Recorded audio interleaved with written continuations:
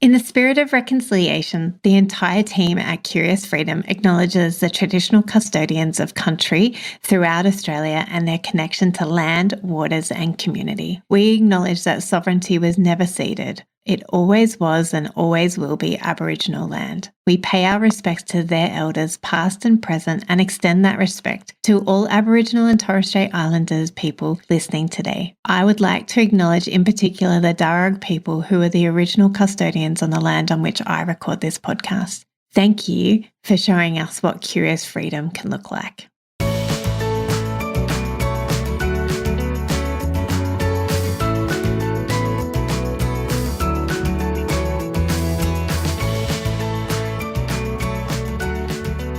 Hello and welcome to Curious Freedom with Kirsty and Friends podcast. I am Kirsty and today I am with my beautiful, beautiful friend and colleague here at Curious Freedom, Belinda Woodward. Welcome, Ben.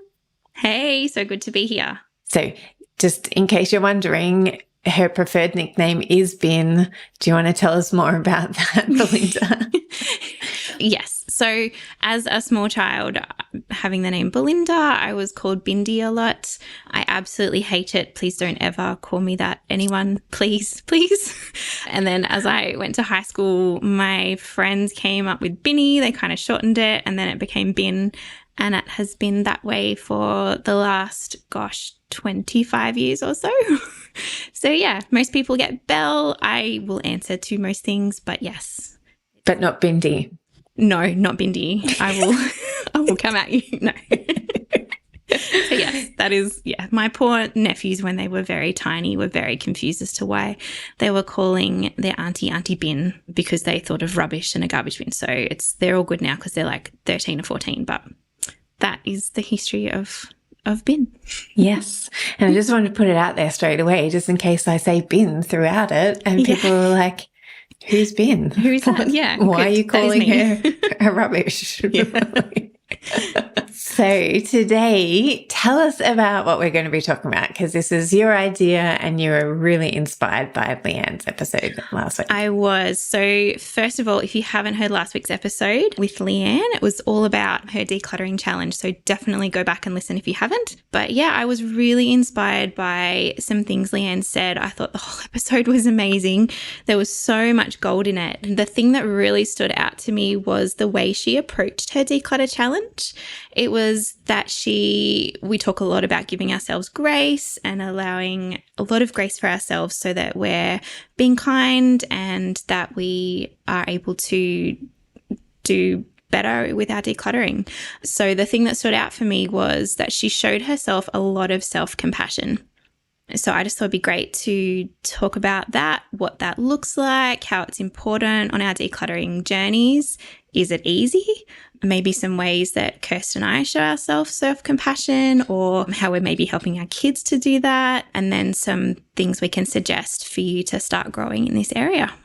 Yay. I loved it. I love the idea. And I absolutely agree that Leanne, in her unique approach to her decluttering challenge, there was lots of evidence of self-compassion. So this is the definition that Bin found according to selfcompassion.org. It is, self-compassion is simply the process of turning compassion inwards. We are kind and understanding rather than harshly self-critical when we fail, make mistakes, or feel inadequate.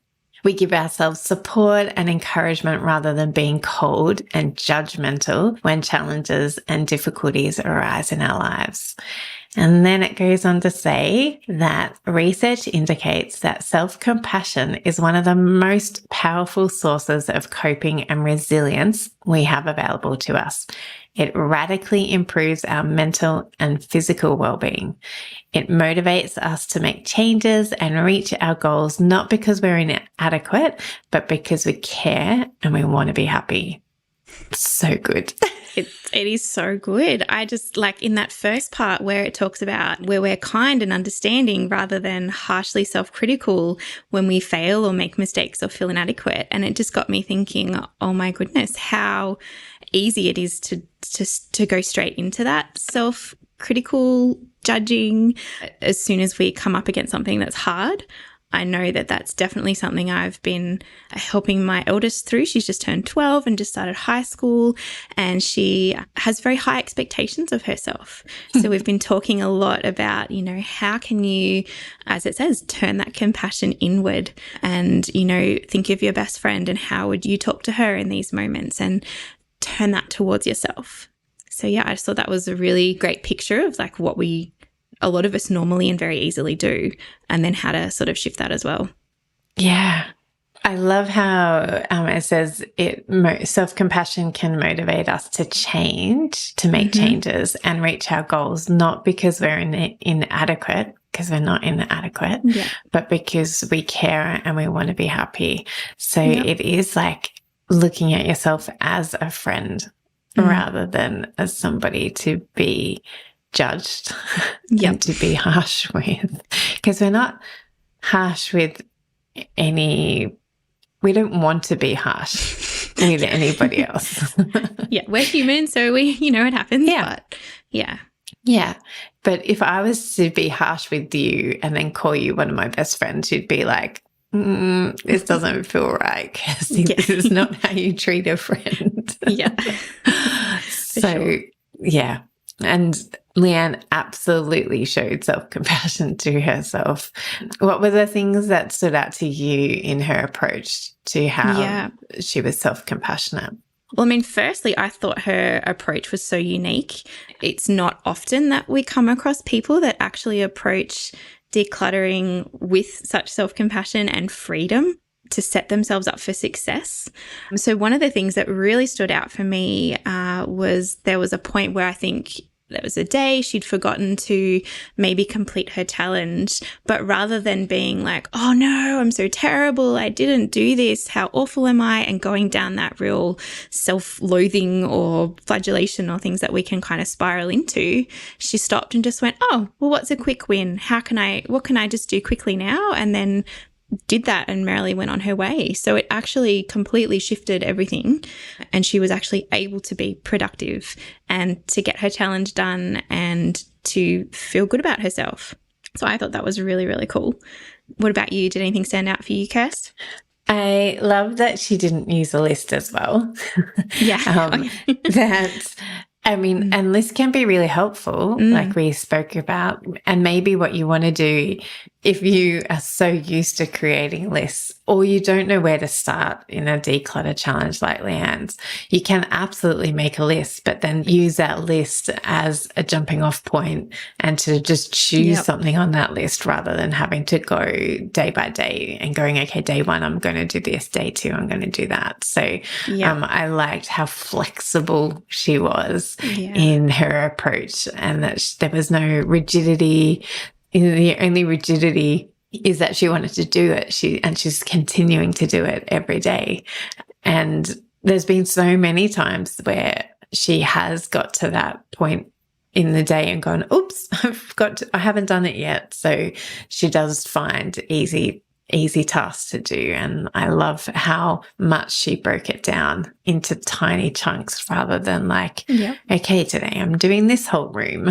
So it's a very compassionate approach to decluttering. Yeah, absolutely. I had coffee with a friend this morning and she was talking about how she does 10 things a day in May. And I was like, oh, that's really cool. So I was like, oh, we'll have to chat later on in the year. But she was like, yeah, just, I just pick one tiny thing. It can be one drawer or one little part of the drawer. And so just there's so many things we can do to actually set ourselves up for success. So, yeah, I really love that she didn't use a list, which is so – I find that hilarious that I'm saying that because I'm a huge list maker, but I've fallen into the traps of getting stuck in that rigid schedule of if I haven't completed all the things on the list or in the right order, I spiral down into a not good place. So I love that she was able to just be inspired by whatever she woke up that day feeling like she wanted to do, because the goal was to do something. That was it. It wasn't putting so many rules around it that she got herself stuck into that place of being immobilized. And I know we talk about that with procrastination as well. It's like, oh, I can't start it until I know exactly, where this is going to go, but I've got to do that first and that. And all these rules come into play, and it actually becomes completely unhelpful. So the fact that she gave herself permission to wake up, go, cool, what do I feel like doing today? I'm going to do that. Because if you're inspired to do something, the motivation's there and you're going to be more successful.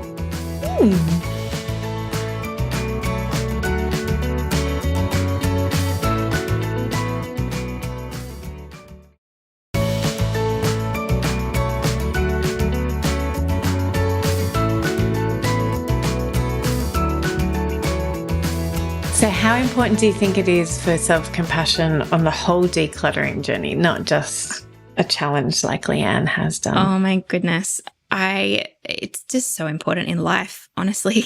Yes.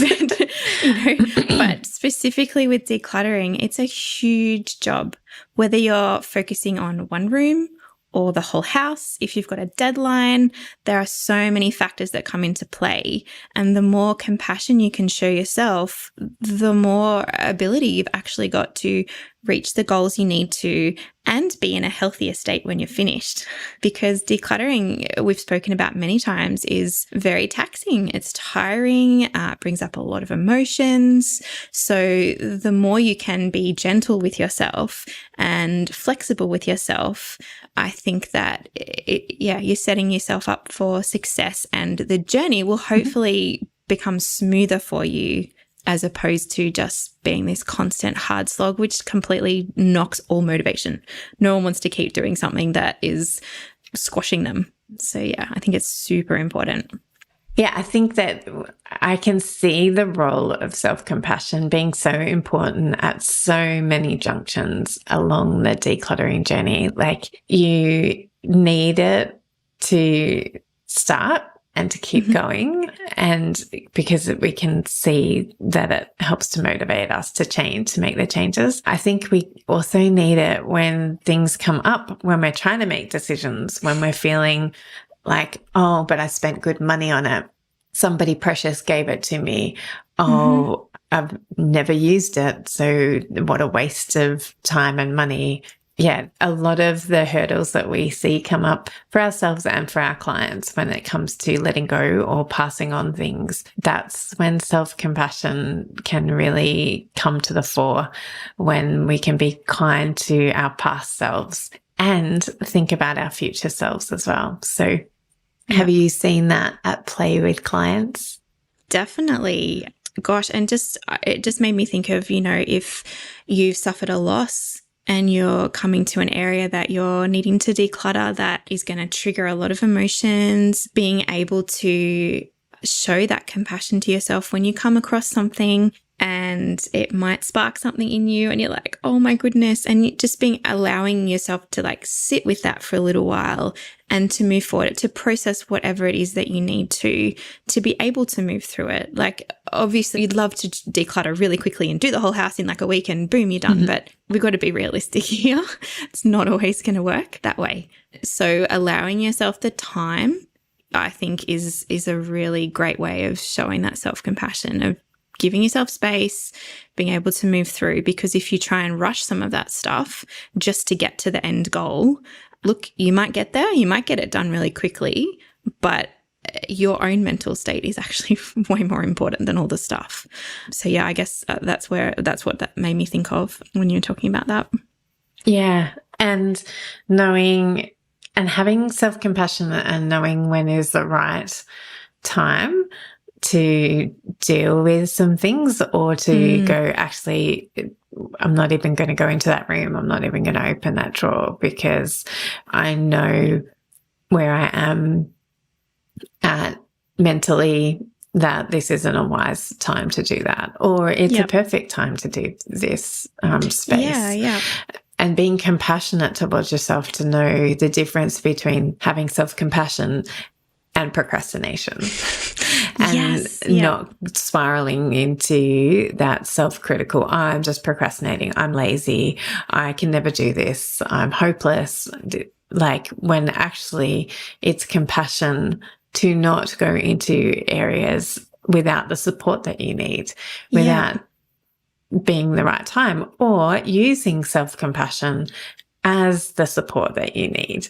Like going, well, this is going to be really hard. So instead of flagellating myself over something that I'm finding really hard, I'm going to be compassionate towards myself and acknowledge that everybody, or most people, would find this hard to deal with loss, or to deal with, you know, grown children when you find their you know, cut their baby hair, or, you know, things that lots of people find sentimental. You're not alone. You're not the only one who feels that way. Loads of people find that difficult and challenging. And so you can have self-compassion by reminding yourself that it's normal for this to be challenging. It's normal. I'm not unique. I'm not lazy. I'm not hopeless. This is normal. Yeah, absolutely. And I think you said something really important there, was like bringing support in to help with that. It just made me think of one of my very first clients that I ever saw a couple of years ago. And I ended up doing, I think, the first session with her. She couldn't come into the room because we were dealing with a lot of paperwork, and she'd had some really traumatic experiences in the past, and she just couldn't even come into the room because it was so triggering. So she sat, I think we got her to sit just in the doorway. I said to her, you know, that's fine. You can, you know, you've called in the support. That's what I'm here for. She sat in the doorway, and I sort of asked her questions from there. And then I think it was even by the end of the first session, she actually ended up in the room. And it was almost like she'd made the call. That's, you know, the bravest thing she could have done. And she realized that she could actually do it. So she gave herself that space, and we, you know, gave her permission. Oh, I didn't need to give her permission, but she made it right with herself to be able to like, okay, I'm going to be involved, but I'm just going to sit out here so that I really want to do this, but this is as far as I can go. And then by the end of the session, she'd realized, oh, actually, I can do this, and I've got the support, and it ended up being able to motivate her. So yeah, I just thought that was an important point to make. It was really cool to be able to see her then realize, by giving herself that space and that self-compassion and not thinking she was procrastinating, that she ended up then being able to achieve her goal, which was really cool. Mm-hmm. And I think that that's the same with, you know, the other hurdles that we often come up against, like, oh, but I spent good money on that. Yeah. So you can have compassion on your past self and go, yeah, you thought that that was a wise purchase at the time, but it hasn't served you, or it didn't serve you in the way that you thought it would, or it absolutely served you and you've used it and you no longer need it. And so can it be passed on to somebody else who's going to continue to use it until the lifetime of that product is complete and it actually needs to go in the bin? So yeah, like using self-compassion instead of beating yourself up. You know, I know, you know, there's platters that we got for our wedding that we thought that we'd be these amazing hosts and have people over all the time. Yeah. And, you know, we've definitely used them. We've been married 18 years, so we've used them, but it's not like they get used every weekend. And there's definitely things that I've bought that I've never used, or that I've barely used, or I've used for 2 weeks and then not used them again. And so it is having that self-compassion and using that compassion to then remind myself when I'm next at the shops and I see something that will be amazing and going to solve all of my life problems, because that's what marketers tell us. Yep. To pause and to reflect and go, well, you know, do I need to buy it right now? Like, and can I take a breath? Can I go home and think about it? Can I think about where is it going to live? How am I going to use it? Am I actually going to use that? Is that my ideal self talking or my wannabe self talking? And having compassion, you know, towards my future self as well, and going, actually, you're probably not going to use that. So probably don't buy it, Kirsty, because then your future self is just going to chuck it out or, you know, pass it on. And you're setting yourself up to have to use self-compassion even more. Definitely. And I think you touched on something really awesome there, which was like reflection. It's a great discipline to practice, to uncover what works and to see what doesn't, to give you more opportunity for success. So when we reflect on things, we're getting curious, we're asking ourselves questions, we're going, am I really going to use that? How did this work out for me last time? Is a really good one to ask yourself. But I think that's a reflecting on when you've done something in a certain way, thinking through, hey, how did that work out? What could I improve on? Really sort of evaluating how things went is such a great tool to have in your decluttering and, life skills box to assess how you can show yourself more self-compassion and how you can, move forward for more success in the future. Yeah. And because reflection that's when you also need to use this self-compassion, because reflection can often be where the harsh critic comes in and goes, oh my goodness, you tried to do a 21-day challenge and you couldn't even do that. You're hopeless. Like, who do you think you are? You clearly need to spend lots of money to get a professional organizer in to come alongside you because you are useless. You cannot do this by yourself. And that's not helpful. No. And so when you are reflecting on things, you do need to use self-compassion to go, okay, I'm doing this from a compassionate perspective rather than a harsh critical perspective. And okay, could I have done this differently? Yes. I'm not going to beat myself up about that though. I'm going to learn from this and, okay, what would I like to do different in the future? Or what do I need?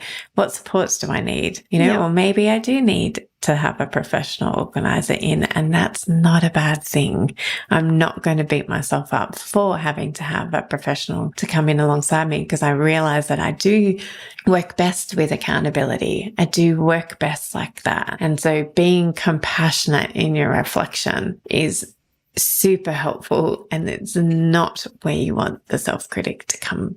You can tell the self-critic to go and leave, and welcome, my friend, self-compassion.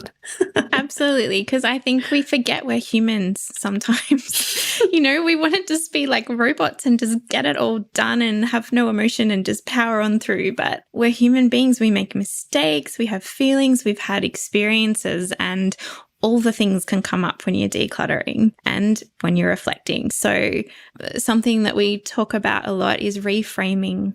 Okay, that's a really critical thought. How can I reframe that in a better way? I mean, I'm the eternal optimist, so I'm very into positive and reframing things. And if you need a silver lining, I will find it for you.